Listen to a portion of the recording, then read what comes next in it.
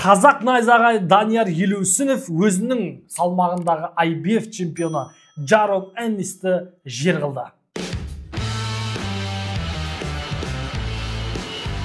Ассалаумағалейкум соққарнасының көрермендері, сіздермен бірге Өстемір Әзіретханұлы. Бүгін сіздермен кәсіпқой бокс, әуесқой бокс, Қазақстан футбол, хоккей жаңалықтары жайлы кешегі аптаның маңызды, мардымды жаңалықтарын назарларыңызға ұсынамыз. Ең бірінші қуанышты жаңалықтан бастайық. Әрине бұл тұңғыш рет біз Қазақстан құрамасы хоккейден әлем чемпионы деп айтуға сәл қалып тұрмыз. Азия чемпионы атандық. Бұл енді әрине қуанышты жаңалық. Алдағы уақытта әлем чемпионы да бола берейік. Әлем шыңында бағындырып жатсақ, кәнекей.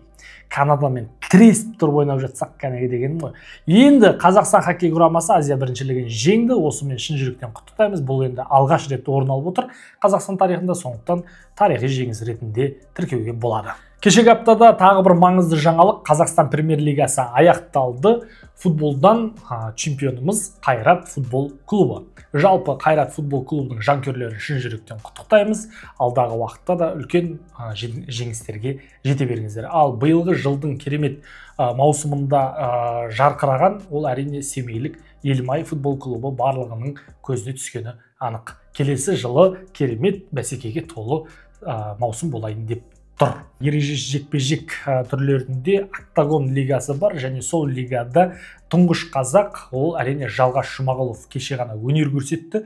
Жай ғана өнер көрсетпей, рейтингтің 3-ші орнында тұрған Аарон Эбиді жеңіп, жай ғана жеңбей, жарқын мәнерде жеңіп, керемет танымалдылыққа ие болды. Жалғас Жұмағұловты шын жүректен құттықтаймыз, рух командасында құттықтаймыз. Енді кәсіпқой бокс жаңалықтарына назар аударайық. Ең бірінші Алматы қаласында кеше жекпе-жек өткен болатын. Сол жекпе-жекте Еділ Қожамбердиев Альби Сорро есімді жігітті нокаутпен, 5-ші раундта нокаутпен жеңіп, WBC бойынша тұран чемпионы атағын жеңіп алды.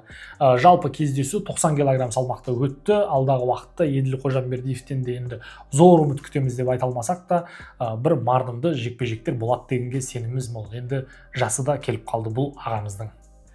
2024 жылы аяқталды, ал 2025 жылға біздің спортшылар аяқ басу үшін келесі жылдық мақсаттарын, жоспарларын нақтылауда.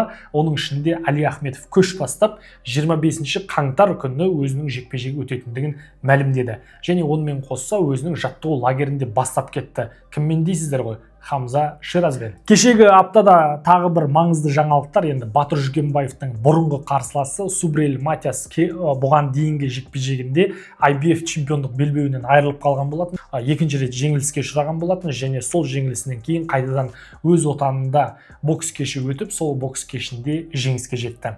Және екінші раундта нокаутпен құлатып, жарқын жеңіске жетті. Енді жеңісті сериясы қайтадан басталды.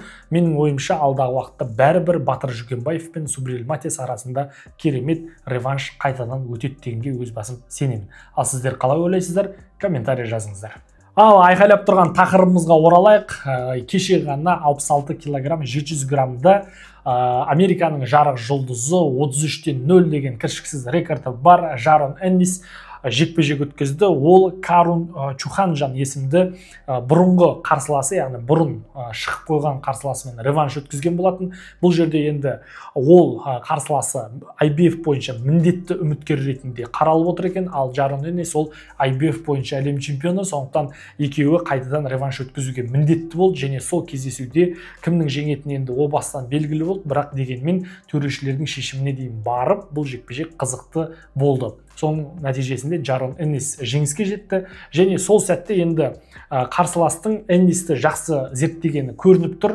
Бір соққысы енді жақсы өтіп кетті. Сол соққысын біздің Данияр Елеусінов өзінің қиып алып, сол жердің өзінің сторисіне белгілеп, бас сүйегі кішкене әлсіздеу ма қалай өзі деген жанкүйерлерге пікір қалдырған екен. Сосын астына белгілеп қойыпты Елеусінов немесе Эннис. Енді екеуі енді бұл жерде Данияр Елеусінов ол өзінің алдағы уақытта қарсыластарының барлығында зерттеп жүр. Эннис ол енді өз салмағы бойынша IBF чемпионы. Жалпы Эннис бұл чемпиондық атақты алмай тұрып, бұл жерде білесіздер, Кроуфорд чемпион еді, одан кейін енді Кроуфордтан кейін Эннис чемпион болып отыр. Жалпы Эннис бұрындары 63 66, 69, 72 килограммдардың барлығында жұдырықтаса беретін. Қайсысында жекпе-жек бар, сол жерлердің барлығында жекпе-жек өткізе беретін еді. Енді сол Эннис бүгінгі таңда 66 килограммға тоқталып, осы жерден чемпион болып, келесі салмақтарға секіруді жоспарлап отыр. Енді бұл жерде Жарон Эннис ол Америкада да, жалпы әлемге де жақсы танымал болып келе жатқан спортшылардың, боксшылардың бірі. Бүгінгі күнде Данияр Елеусіновпен шығатын болса, ол Данияр үшін пайдасы мол жекпе-жектердің бірі болады деп ойлаймын. Ал енді Жарон Эннис пен Данияр Елеусінов шығатын болса, кімнің бокс шеберлігі мықты, кім жеңіске жетеді деп ойлайсыздар, оның барлығында комментарийға жазыңыздар. Сол жақта біз талдап көрейік.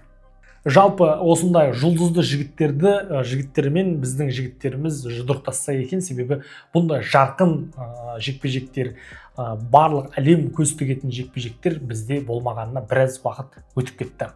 Сондықтан үлкен жекпе-жектерді біз күтеміз. Даниярдың бокс шеберлігіне өз басым сенемін, Эннисті да, Кроуфордты да жеңіп алады деген сенімім бар. Сіздер қалай ойлайсыздар? Комментарий жазыңыздар. Құрметті чемпион, арнаға жазылмаған болсаңыз жазылып алыңыз, басқа да видеоларды көріп отырыңыз, себебі біз әрбір видеода барынша қызықты ақпараттарды, тың деректерді, тың болжамдарды, тың талдауларды сіздердің назарларыңызға ұсынуға тырысамыз. Әрбір шығарылым сайын жақсылап зерттеулер жүргіземіз. Соның барлығын енді еңбекті бағалап, өздеріңіздің ұнаған видеоларыңызды достарыңызбен бөлісіп қойыңыздар. Комментарий жазыңыздар, лайк басыңыздар. Арнаның дамуына, қазақша контенттің дамуына сіз де өз үлесіңізді қосыңыз. Соққысы мықты жігіттеріміз әлемді бағындыра берсін. Алға Қазақстан!